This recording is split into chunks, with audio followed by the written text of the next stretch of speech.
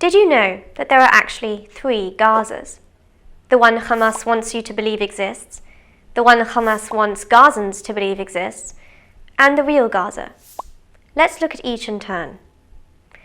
Hamas is a terrorist group, designated as such across the globe, a genocidal organization intent on the destruction not just of the State of Israel, but of all Jews everywhere.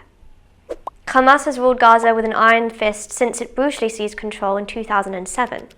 Since then, it has systematically exploited humanitarian assistance, stealing materials designated for civilian residents for use in its campaign of terror. It's hard to tell what life is really like in Gaza, because Hamas controls all information coming out of the Strip. The story that Hamas wants you to believe is the falsehood that an Israeli blockade renders Gaza an open-air prison, a notion readily perpetuated by media keen to sensationalize this story. No prison could store 20,000 rockets, having already indiscriminately fired 15,000. Notably, these rockets are fired only at Israel, though both Israel and Egypt maintain a security blockade. Israel's blockade of all weapons and materials used for terrorism is legitimate under international law, and a necessary consequence of Hamas's decision to turn the Strip into a launch pad for terror. The narrative portrayed by sensationalist media simply doesn't fit the facts.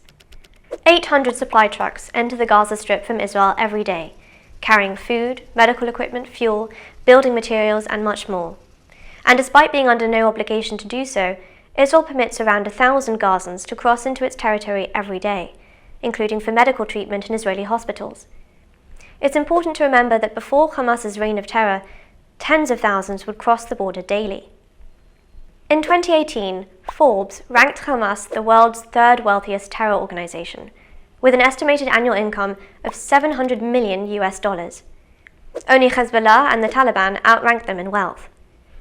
With these huge sums, Gaza should have become a modern metropolitan marvel. But it clearly isn't. There is limited access to clean water and electricity, sewage running through the streets, and extremely high unemployment. So where does all this money go? Unfortunately, straight into the pockets of the corrupt terrorist regime.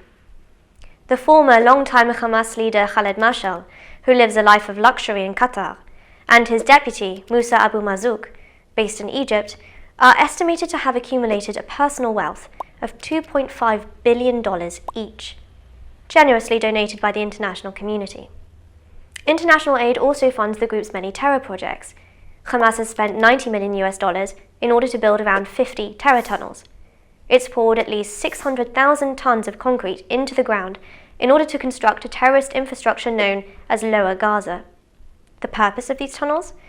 To allow armed Hamas terrorists to infiltrate Israeli territory in order to kidnap and kill Israelis, some of whom live just 800 meters from the border. And this is no lofty ambition. The cross-border tunnels were used for exactly this purpose in the capture of Gilad Shalit in 2006, and in Gaza in 2014 to kidnap the bodies of Oren Shaul and Hadar Golden.